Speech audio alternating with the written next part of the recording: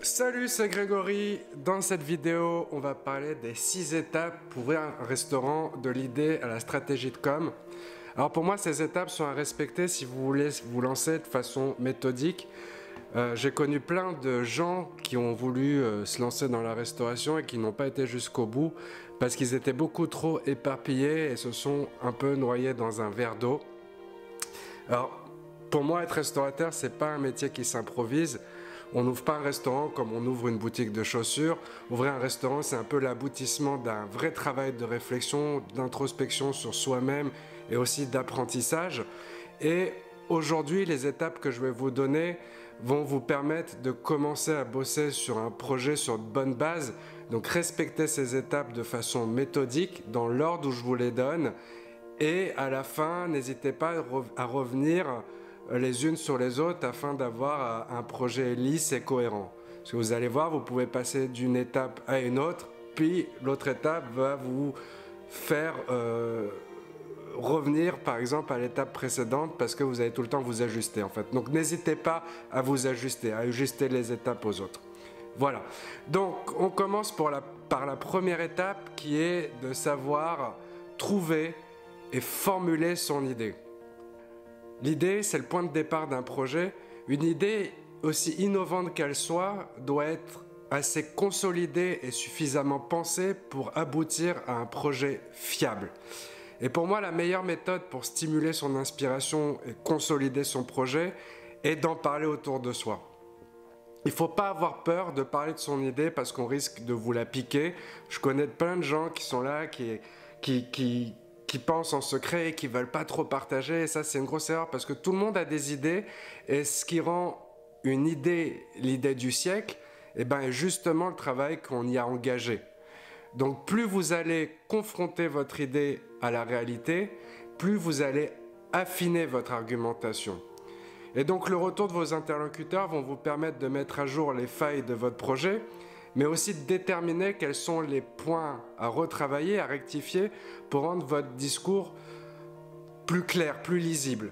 Donc c'est important de bien exprimer une idée car pendant tout votre parcours de créateur, vous allez devoir convaincre des personnes qui, eux, décideront si votre idée peut vraiment être transformée en projet, donc en restaurant.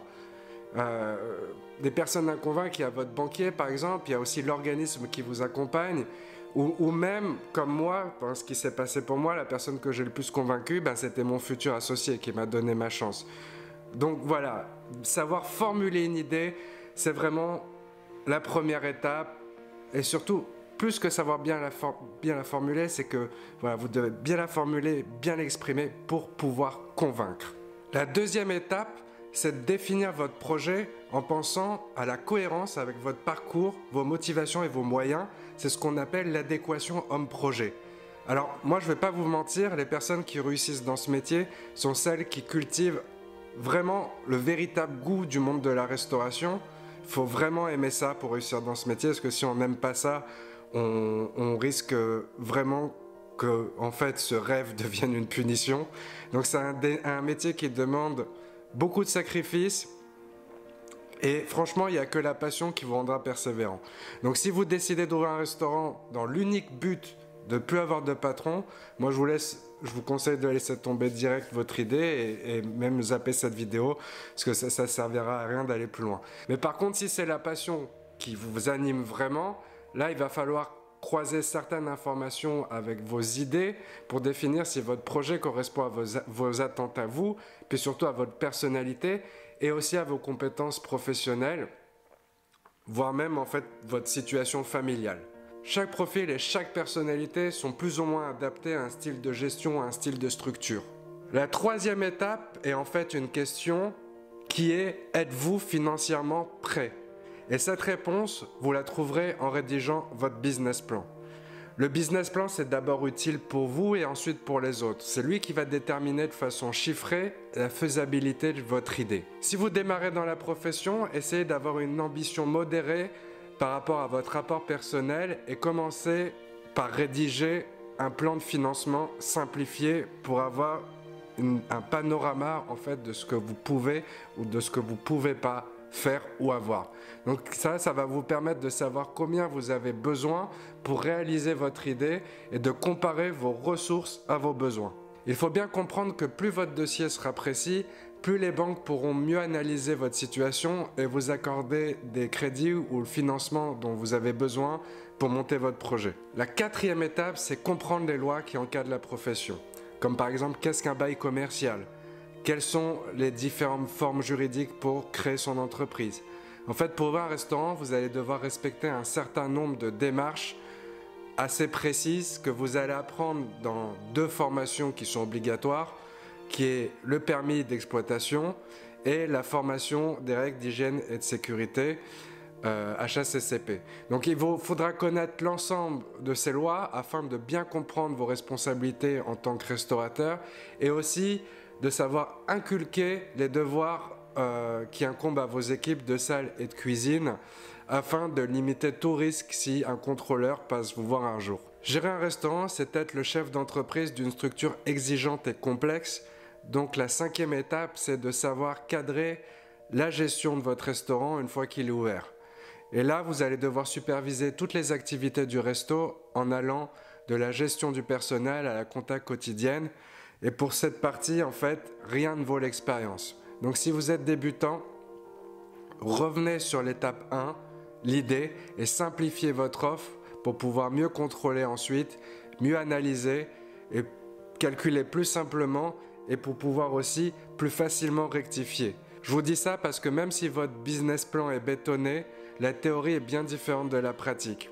Donc ne laissez rien au hasard et une fois ouvert, prenez toujours le bon réflexe de tout contrôler, c'est-à-dire vos livraisons, faire des inventaires, de calculer vos pertes, de faire des fiches techniques, de calculer vos prix de revient, de contrôler vos marges, d'analyser vos ventes, de faire des plannings en calculant votre masse salariale et si vous pouvez le faire, de toujours mettre à jour votre tableau de bord. Votre première année d'exploitation est décisive, donc prenez les bonnes habitudes dès le départ. La 6e et dernière étape, c'est avoir une stratégie de communication.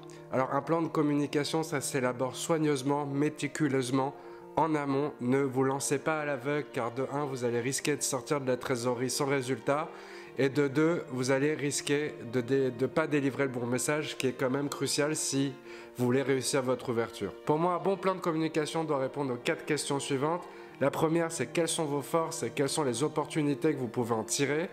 Donc là-dessus, vous devez communiquer sur vos points forts qui vous différencient de la concurrence. La deuxième question, c'est qui est votre cible? Là, vous allez essayer de détailler le plus possible les profils de vos clients potentiels. La troisième question, c'est quels sont les objectifs de votre plan de communication? Si vous venez d'ouvrir, bien sûr, c'est de vous faire connaître, mais par qui et où? Et enfin, la quatrième question, c'est quels sont les supports que vous allez utiliser? Alors aujourd'hui, on est à l'heure du digital, mais tout dépend encore une fois du message et de la zone et de la cible. Moi, j'aime bien mixer entre le marketing digital et le traditionnel. Le seul conseil que je peux vous donner dessus, parce que là tout va dépendre de votre zone et votre cible, c'est de toujours calculer votre retour sur investissement.